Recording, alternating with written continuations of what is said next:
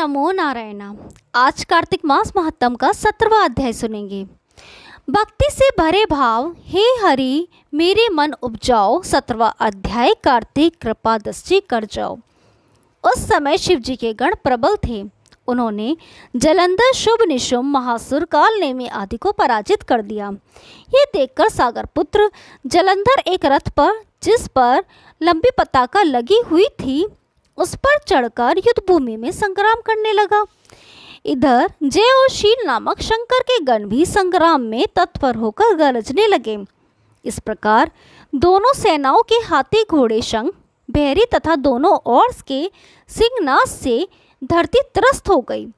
तत्पश्चात जलंधर ने कुरे के समान बाणों को चला धरती से लेकर आकाश तक व्याप्त कर दिया और नंदी को 5, गणेश को 5 तथा वीरभद्र को एक साथ ही 20 बाण मारकर उनके शरीर को छेद दिया और मेघ के समान गर्जना करने लगा।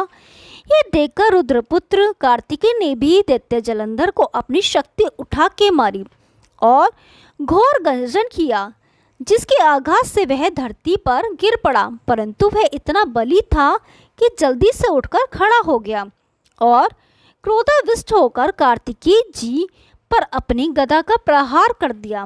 ब्रह्मा जी के वरदान की सफलता के लिए शंकर पुत्र कार्तिकेय पृथ्वी पर सो गए। गणेश जी और नंदी भी गदा प्रहार से व्याकुल होकर धरती पर गिर पड़े। उसने वीरभद्र पर पारिद का प्रहार किया, जिससे वीरभद्र का सिर फट गया और रक्त बहने लगा। वे व्याकुल होकर धराशायी हो गए। उनको धरती पर गिरा देख शंकर जी के गण चिल्लाते हुए युद्ध भूमि छोड़कर बड़े वेग से भाग निकले। ओम नमो नारायण। अब 18वां अध्याय सुनाऊं हूँ मैं पुराण की सीधी सच्ची बात। 18वां अध्याय कार्तिक मुक्ति का वरदान। अब रौद्र रूप महाप्रभु शंकर अपने वीर गणों के साथ नंदी पर चढ़कर हंसते हुए युद्ध भूमि में आए। उनको आया देख उनके पराजित गण फिर लौट आए और सिंहनाद करते हुए आयुधों से दैत्यों पर प्रहार करने लगे। भीषण रूपधारी रुद्र को देखकर दैत्य भागने लगे। तब युद्ध में अपने अपने दैत्यों को पराजित होते देखकर जलंधर हजारों बाण छोड़ता हुआ भगवान शंकर की ओर दौड़ा। उसके शुभ, निशुंभ आदि वीर भी क्रोध से अपने होठों को काटते हुए शंकर जी की ओर दौड़े।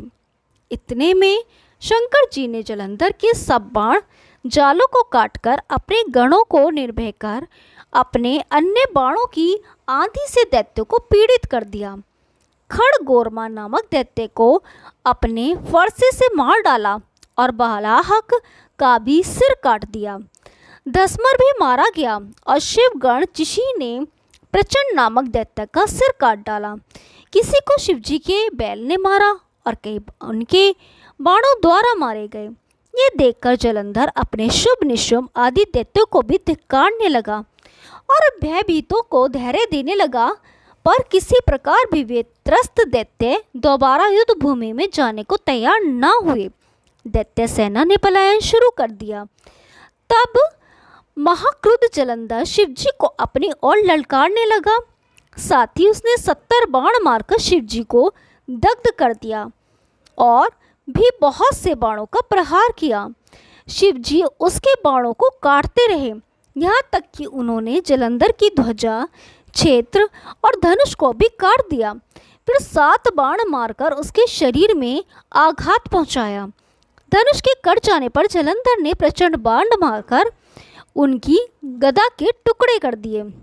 तब उसने समझा कि शिव मुझसे बलवान है, अतः उसने गंधर्वी माया उत्पन्न की। अनेक गंधर्व अप्सराओं में गण पैदा हो गए। वीणा और मृदंग आदि बाजों के साथ नृत्य व गान होने लगा। इसमें अपने गणों सहित रुद्र भी मोहित हो गए। उन्होंने युद्ध बंद कर दिया। फिर तो काम से मोहित हो जलंधर जल्दी से त्रिनेत्र भगवान शंकर का रूप धारण करके वृषभ पर बैठ पार्वती जी के पास जा पहुंचा। उधर जब पार्वती ने अपने पति को आते देखा तो अपनी सखियों का साथ छोड़ दिया और आगे आई। पार्वती को देखकर कामातुर जलंधर का वीर्य पतन हो गया और उसके पवन से वह जड़ भी हो गया। गौरी ने उसे दानव जाना तो वह अंतर्धान होकर उत्तर की ओर मानस पर चली गई। वहां पार्वती को देखकर जलंधर फिर शिवजी की ओर लौटा। उधर पार्वती जी ने भगवान विष्णु को बुलाकर दैत्य का वह कृत्य कहा और यह प्रश्न किया कि क्या आप इससे अवगत हैं। भगवान विष्णु ने हाथ जोड़कर उत्तर दिया, आपकी कृपा से मुझे सब कुछ ज्ञात है। हे माँ, जो आज्ञा हो पालन करूं। जगत माता ने विष्णु जी से कहा, उस दैत्य ने जो मार्ग खोला है उसका अनुसरण उचित है। मैं तुम्हें आज्ञा देती हूँ कि तुम जाकर उसकी स्त्री का पतिव्रत धर्म भ्रष्ट करो, वह दैत्य तभी मरेगा। पार्वती जी की आज्ञा पाते ही भगवान विष्णु माँ की आज्ञा शिरोधार्य कर छल करने के लिए जलंधर की नगर की ओर गए। ओम नमो नारायण। अब हम श्री कृष्ण और सत्यभामा का एक किस्सा सुनाने जा रहे हैं। एक बार सत्यभामा ने श्री कृष्ण से कहा, मैं आपको कैसी लगती हूँ? तो श्री कृष्ण ने कहा, तुम मुझे नमक जैसी लगती हो। सत्यभामा जी इस तुलना को सुनकर क्रोध हो गई। तुलना भी की तो किससे? आपको इस संपूर्ण विश्व में मेरी तुलना करने के लिए कोई और पदार्थ नहीं मिला। श्री कृष्ण ने उस वक्त तो किसी तरह सत्यभामा जी को मना लिया और उनका गुस्सा शांत कर दिया। कुछ दिन पश्चात श्री कृष्ण ने अपने महल में एक भोज का आयोजन किया। 56 भोग की व्यवस्था हुई। सर्वप्रथम सत्यभामा जी से भोजन प्रारंभ करने का आग्रह किया।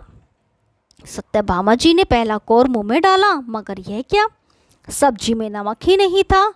कौर को मुंह से निकाल दिया।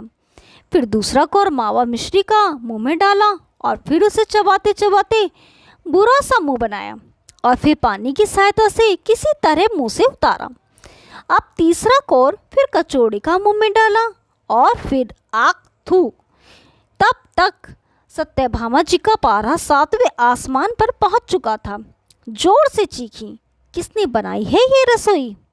सत्यभामा जी की आवाज सुनकर श्री कृष्ण दौड़ते हुए सत्यभामा जी के पास आए और पूछा, क्या हुआ देवी, कुछ गड़बड़ हो गई क्या? इतनी क्रोधित क्यों हो? तुम्हारा चेहरा इतना तमतमा क्यों रहा है? क्या हो गया? सत्यभामा जी ने कहा, किसने कहा था आपको भोज का आयोजन करने को? इस तरह बिना नमक की कोई रसोई बनती है? किसी वस्तु में नमक नहीं है, मीठे में शक्कर नहीं है, एक को नहीं खाया गया। श्री कृष्ण ने बड़े भोलेपन से पूछा, तो क्या हुआ, बिना नमक की ही खा लेती?